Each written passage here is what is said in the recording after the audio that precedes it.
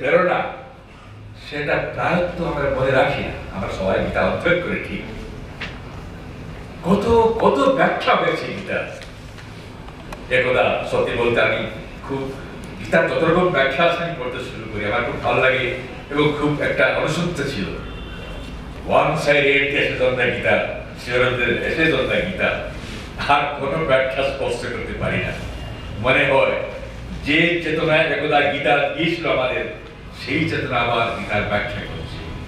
এসে জন্মা গীতা হচ্ছে তার একমাত্র ব্যাখ্যা আমার কাছে হচ্ছে যে ভাগবত চেতনা গীতা দিয়েছিল, সেই চেতনা থেকে বিশ্লেষণ করছে আমাদের সামনে এসে জন্মা গীতা।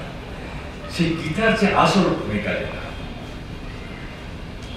তার সঙ্গে কোথায় বুদ্ধবাদের মিল, কোথায় শঙ্করের মিল। জীবন এমন একটা ব্যাপার, যোগ এমন একটা ব্যাপার, এই জীবনের রণক্ষেত্রে আপনার যদি আসল সত্যের প্রতি শ্রদ্ধা থাকে, রণক্ষেত্র যুদ্ধক্ষেত্রে পরিণত হয়ে যেতে পারে। কি revolutionary message! The place of war, যুদ্ধক্ষেত্র যোগক্ষেত্রে পরিণত হতে পারে। দুটো সম্পূর্ণ অপোজিট জিনিস, কিন্তু এত বড় তত্ত্ব গীতা পরিবেশন করেছে। তাকে যদি আমরা ভারতীয় সত্যিকারে গ্রহণ করতে পারি, আমরা কি করে জীবন বিমুখ হতে পারি। অর্থাৎ শ্রী অরবিন্দের যে সিন্থেসিস যোগের যে দ্বিতীয় শিরোনামা, অল লাইফ ইজ যোগ, উজ্জ্বল হয়ে ওঠে তার অর্থ আমাদের সামনে। প্রতিনিয়ত জীবনে আমরা সংঘর্ষ করছি, কিন্তু সেই সংঘর্ষ যোগে পরিণত হয়ে যায় যে মুহূর্তে আমরা আমার চেতনায় আমরা তাকে স্বীকার করে নিই একটা মাধ্যম ভাবে, অভিজ্ঞতার মাধ্যম ভাবে। এমন কোন অভিজ্ঞতা নেই দুঃখের, সুখের, পুলকের, হতাশার, আশা, যেটা আমাদের চেতনার অভিবৃদ্ধিতে সাহায্য না করে। যে মুহূর্তে আমরা এই জীবন সংগ্রামকে স্বীকার করে নিই অভিজ্ঞতার মাধ্যম ভাবে এবং অনিবার্য একটা অবদান রূপে আমাদের জীবনে, সেই মুহূর্তে সমগ্র তীব্র সত্যের আলোক আমাদের সামনে যেরকম প্রতিভাত হয়, তার আগে সংসারের তত্ত্ব কিংবা বুদ্ধের তত্ত্ব টিকতে পারে। অথচ গীতা প্রসিদ্ধ বোধন করেন বুদ্ধ। সুতরাং আমরা দেখতে পারি যে যে জীবনকে গীতা উপস্থাপন করছে এমন একটা ভাব দিয়ে যে জীবনের সবকিছু সংকটজনক অবস্থার মধ্যে আমাদের যোগে সহায়ক হতে পারে, তাকেই ভিত্তি করে। অর্থাৎ জীবন সত্য, জীবন মিথ্যা নয়, জীবন মায়াময় নয়। যদিও অনেক মায়াপূর্ণ মূল্যবোধে আমরা বিশ্বাস করি, ইলিউজারি ভ্যালুজ আমরা গ্রহণ করে নিয়েছি জীবনে, সেই দুঃখ পাই আমরা। কিন্তু আসল জীবন যেটা, তার সত্য মায়া কিংবা দুঃখবাদের দর্শন দিয়ে ব্যাখ্যা করা যায়। সেই জীবন একটা দিব্য সৃষ্টি, তার একটা দিব্য ভবিষ্যৎ আছে, এবং সেই ভবিষ্যৎ হচ্ছে শ্রী অরবিন্দের যেটা প্রকৃত অবদান মানব জাতির দর্শন, দিগদর্শন, যা কিছু করুন তার প্রতি, সেটা হচ্ছে মানুষ একটা বদ্ধ, একটা ইমপ্রিজন্ড ক্রিচার নয়, তার নতুন ভবিষ্যৎ আছে, সম্ভাবনা আছে। আর এই পত্রিকা সব সত্য বহন করে আমাদের দিয়েছে।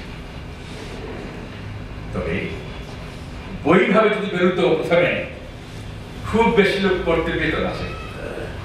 বই তখনকার দিনে, আজকের দিনেও কতবার ছাপা হয়, আর বিশেষ করে সেই স্তরের বই। কিন্তু পত্রিকা ভাবে অন্তত বেশ কয়েক শত অনুসন্ধিৎসুর দৃষ্টি আকর্ষণ করেছিল। তার মধ্যে ছিলেন ভারতের অনেক মনীষী, রাধাকৃষ্ণের মতন, তার মধ্যে ছিলেন রমারোরার মতন বিখ্যাত আন্তর্জাতিক খ্যাতি সম্পন্ন মনীষী। তার প্রথম দায়িত্ব স্বীকার করেন যে ভারতবর্ষ তার দার্শনিক পরম্পরা ব্যাংক্রাফ্ট হয়ে যায়নি, এক নতুন প্রতিভার অপেক্ষা হয়েছে, এবং অনেকেই স্বীকার করেছেন যে তার তুলনা কখনো ছিল না, এখনো নেই। এইটা হচ্ছে আর্য পত্রিকা প্রকাশনের যে আসল রহস্য এবং তার সত্য। আর আপনার সবাই জানেন আর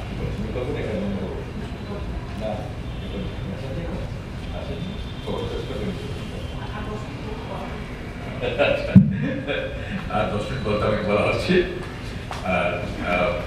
তাহলে আমি একটা লাইটার এক্সাম্পল দিয়ে আমি শেষ করছি। কি করে আমরা অনেক জিনিস গ্রহণ করে নিই, অনেক অবিশ্বাস্য ব্যাপার আমাদের চেতনা কি করে সহ্য করে যায়, তার একটা ছোট দৃষ্টান্ত আমি দিচ্ছি এই বিদ্যবাদ সম্পর্কে। মনে রাখবেন, আমি সমালোচনা করছি না, আমি তথ্য পরিবেশন করছি। বুদ্ধ ওয়াজ গ্রেট, তখন তার প্রয়োজন ছিল। তিনি একটা বিরাট সামাজিক রিফর্মার। তিনি যে বেদের নামে যে দুরাচার হতো, তাকে তিনি তার একমাত্র প্রতিরোধক শক্তি দিয়েছিলেন। মানুষ যেভাবে বিলাস ব্যসনে ব্যাপৃত হয়ে সম্পূর্ণভাবে জীবনের আভিমুখে বিস্তৃত হয়ে গিয়েছিল, তার একটা অপোজিট বৈরাগ্য ভাব সৃষ্টি না করলে ব্যালেন্স থাকতো না। মানুষের চেতনার যে অভিবৃদ্ধি হতো, তার ব্যালেন্স থাকতো না। তো আমি একটু যে কথাটা বলছি, আমার একটা বইতে আছে, একটা বাইরে ইন্ডিয়া একটা বই আছে, তাতে চ্যাপ্টারটা আছে। লেখক অ্যানেকডোটটা এরকম, লেখক কাশি থেকে বারাণসী থেকে দিল্লি প্রত্যাবর্তন হচ্ছে ট্রেন, অনেক বছর আগের কথা, করে এসি কম্পার্টমেন্ট ছিল না, অর্ডিনারি ফার্স্ট ক্লাস কম্পার্টমেন্ট। কয়েকজন ইউরোপিয়ান টুরিস্ট তাতে উঠেছেন, একজন ইন্ডিয়ান গাইড সমেত। তো ইন্ডিয়ান গাইড খুব খুশি, খুব বেশ বাকপটু মানুষ, অনেক লেকচার দিচ্ছেন। তো সেই ইউরোপিয়ানরা কিন্তু ইংলিশ নয়, তারা ইংলিশ কষ্ট মষ্টে খুব বুঝতে পারেন এবং প্রকাশ করতে চেষ্টা করেন, স্ট্রাগলিং টু স্পিক ইংলিশ। তো একজন জিজ্ঞেস করছেন, আচ্ছা ভারতবর্ষে তারা সারনাথে ফিরেছে, সারনাথ দেখেছে যেখানে বুদ্ধ ধর্মচক্র প্রবর্তন করেছেন, প্রথম শিষ্যমণ্ডলীকে দীক্ষা দিয়েছেন। তারা জিজ্ঞেস করছে, আচ্ছা ভারতবর্ষ বৌদ্ধ ধর্মের জন্মস্থান, এখান থেকে কি করে চলে গেল বৌদ্ধ ধর্ম? আমি জানি না বৌদ্ধ ধর্ম কোথায় আছে, থাইল্যান্ডে আছে বলে বলা হয়। থাইল্যান্ডে আমি দেখেছি যেটা সম্পূর্ণ বিখ্যাত বুদ্ধ মন্দির, বুদ্ধদেবের মূর্তির আগে পশু বলি দেওয়া হচ্ছে, সেটা বুদ্ধবাদ।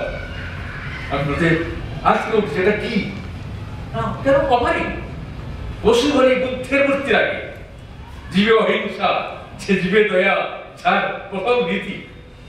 এবং যাই হোক, বুদ্ধবাদের সঙ্গে তত্ত্বের মিশ্রণ হয়েছে, বুদ্ধবাদের সঙ্গে অনেক তত্ত্বের মিশ্রণ হয়েছে, অদ্ভুত অদ্ভুত ঘটনা ঘটেছে। যাই হোক, তো তারা জিজ্ঞেস করছেন যে বুদ্ধবাদ কেন ভারতবর্ষ বিলুপ্ত হয়ে গেল? খুব স্মার্টলি স্পোকিভলি গাইড উত্তর দিচ্ছে, বামুনরা Brahmins got hold of the hair of the Buddhist, lock of the Buddhist and kick them out. বামুনরা বৌদ্ধদের চুটি ধরে তাকে তাড়িয়ে দিল ভারতবর্ষ থেকে। আমি তখন শুনছিলাম কিছু না বলে, একটু হেসে ফেলেছি।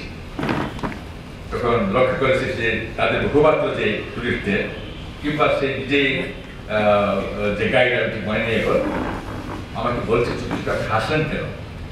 এই টাইপে হয় না, না কিছু না, না কেন হাসলেন বলুন। আমি বলবো, দেখো বৌদ্ধরা সব ক্লিন সেভেন ছিলেন, লন্ডিত মস্তিষ্ক, তাদের চুটি আবিষ্কার করে আর ব্রাহ্মণদের পক্ষে খুব ডিফিকাল্ট হয়ে থাকবে। কি কথা চুটি ধরে কি করবে সেটা ভাবতে পারছিল। তখন সবাই হাসলো, গাইডও হাসলো। তো কিছুক্ষণ পরে আবার জিজ্ঞেস করছেন যে গাইড, ইউরোপিয়ান টুরিস্টের যিনি স্পোকসম্যান, তাহলে আপনি বলুন কি কারণে বুদ্ধবাদ ভারতবর্ষ থেকে চলে গেল? আমি বলতে অনেক জটিল ব্যাপার, সবকে বলা যায় না। তো দুটো জিনিস মনে রাখবে, চলে যায়। ভারতের যে আধ্যাত্মিক পরম্পরা অসংখ্য মতকে সে অবজার্ভ করে দিয়েছে, তার মধ্যে বুদ্ধবাদ অবজার্ভ হয়ে গেল। বুদ্ধকে অবতারের পাহাড়ে দেওয়া হলো, অবতার অবতার সুন্দর দশাবতারের যে ক্রম, তাতে তিনি স্থান পেলেন। কিন্তু ভারতের যে মৌলিক সত্য, যে এই জীবনের ভিত্তি হচ্ছে আনন্দ, এই জীবনের ভিত্তি দুঃখ, in spite of all our experience to the contrary, bundle of sorrows ঠিক, কিন্তু সেই bundle of sorrows দাঁড়িয়ে আছে যার যে ভিত্তির উপর, সে ভিত্তি কিন্তু আনন্দ হবে। প্রতি মুহূর্তে আমরা যে আত্মসমীক্ষা করি আমরা দেখি আশা, আনন্দ এইসব আমাদের এক্সিস্টেন্সের একটা সাপোর্ট। এবং ভারতের আত্মা একটা নির্দিষ্ট অবস্থায় বুদ্ধবাদকে গ্রহণ করে নিয়েছিল, কিন্তু তারপরে তার যে মৌলিক দর্শন, জীবন দর্শন, আনন্দ হতে আমরা এসেছি, আনন্দ আমাদের রক্ষা করছে, আনন্দ আমরা বিলীন হয়ে যাব, এটা ফিরে হোল লাইফ যে পার্থক্য সরল, এটা ভারতের আত্মা এই তত্ত্ব দর্শন আর বুদ্ধদেব হয়ে গেলেন যথার্থ স্থান তিনি পেলেন ভারতের আধ্যাত্মিক পরম্পরা। তো এই যে অবস্থা আমরা বুঝি যে ভারতের বিরাট পরম্পরায় কত মতবাদের অভ্যুত্থান ঘটেছে, আর সেসব বিলোপ সাধন হয়েছে, বিলোপ ঠিক হয়, সেসব মিলিয়ে গেছে একটা একটা এমন অবর্ণনীয় আধ্যাত্মিক পরম্পরা ইতিহাসের মধ্যে, যাকে একমাত্র শ্রী অরবিন্দ যথার্থভাবে দেখেছিলেন, অনুসরণ করেছিলেন, প্রত্যেক তত্ত্বের নির্দিষ্ট স্থান নিরূপণ করে দিয়েছিলেন, এবং তারপরে সেই পরম্পরার ভিত্তির উপর তিনি আবার উপস্থাপন করেছেন মানবের দিব্য ভবিষ্যতের কথা। আর্য পত্রিকার শতবার্ষিকী পালন উপলক্ষে আমরা কৃতজ্ঞ অনুভব করব মা শ্রী অরবিন্দ নিশ্চয় তার সঙ্গে সঙ্গে সেদিনের যারা সব তাদের সমর্থক ছিলেন, তাদের লেফটেন্যান্ট ছিলেন, তাদের বার্তা পরিবেশন করতেন অনেক সমস্যা সত্ত্বে, অনেক বাধা বিপত্তি সত্ত্বে, তাদের আমরা আজকে অন্তরে নমস্কার জানাব। আমি শ্রী অরবিন্দ ভবনের প্রতি কৃতজ্ঞ। শ্রী অরবিন্দ ভবন গত 72 থেকে যখন শ্রী অরবিন্দ সমিতি গঠন হলো, সে থেকে আমি লক্ষ্য করে আসছি, দেখছি গত 15-20 about 15 years it has been very active. Last 10 years it has been very active. কত সুন্দর কাজ তারা করছেন, তাদের জন্য আমার কৃতজ্ঞতা। তারা এটাকে মনে রেখে এই শতাব্দী পরিপালন করছেন, আমাদের সুযোগ দিচ্ছেন আমাদের হাতে কৃতজ্ঞতা জানাবার জন্য মাদারের পাশে।